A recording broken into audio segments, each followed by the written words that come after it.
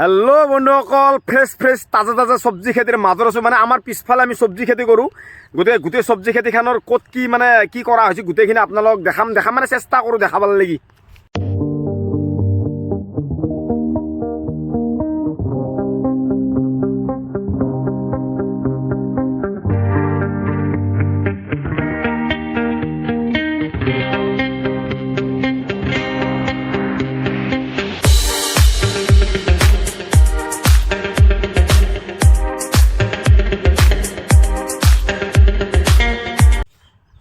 এয়া চা স্কচ খেতিৰ মাজত আছোঁ, কিন্তু ইমান ধুনীয়াকৈ লাগছি। এডাল গছত 30-40 টাকা স্কচে লাগছি।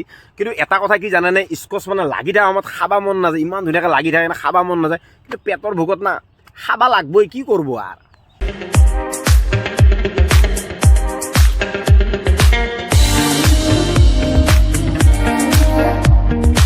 এয়া আমাৰ লেচেৰা গছৰ পুলি, মানে বেছি ডাঙৰ হোৱা নাই। ডাঙৰ হ'ব, ডাঙৰ হ'লে খাব লাগব। এতিয়া পোখা মেলছি, সেইটো পোখা মেলবা ধৰছিহে। আধা বিঘামান মাটি খালী কৰি ৰখা গৈছে। মানে ইয়াত মানে কি আপোনাৰ এয়া কবি ৰুইছিলোঁ, ফুলকবি ৰুইছিলোঁ। কিন্তু এয়া ফুলকবি এতিয়া বৰ্তমান মানে শেষ হোৱাৰ কাৰণে জাগাখিনি খালী কৰি থোৱা গৈছে। কেনেকৈ আৰু কিবা বেলেগ খেতি কৰিব লাগিব ইয়াতে।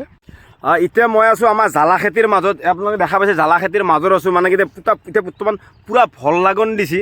মানে কি আপোনালোক দেখাই আছোঁ মই, এইটো জ্বালাই মই ছিঙলোঁ। মুখত দিবা নোৱাৰি, একদম চট কৰি দিয়ে, পূৰা চট কৰি দিয়ে, মস্ত জ্বালা। এইখিনি অকণমান জেগাত আমি মূলা কৰিছিলোঁ, মানে এটা সৰু দুবলত আমি মূলা কৰিছিলোঁ।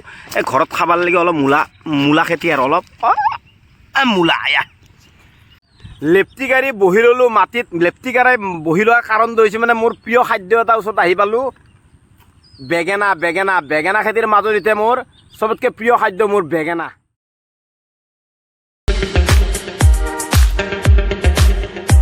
এইখিনি আমাৰ মটৰৰ খেতি এইখিনি মানে কি যোৱাকালি ছিঙা গৈছিল যে, বৰ্তমান এটা মটৰৰ এতিয়া ইমান বেছি মটৰ নাই, অলপ চলপ আছে, ঘৰত খাব পাৰি। ইমান বিলাহী গছো লাগে থোৱা গৈছিল, মানে কি মাছেদি খাবা লোভে লাগি যায় ঐ, মাছ বিলাহী বুলি কয়।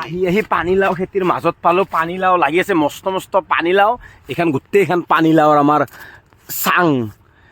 চাদেল লাও বুলিয়ে কয় নে কি বুলি কয় নাজানো বাৰু, পানীলাও আৰু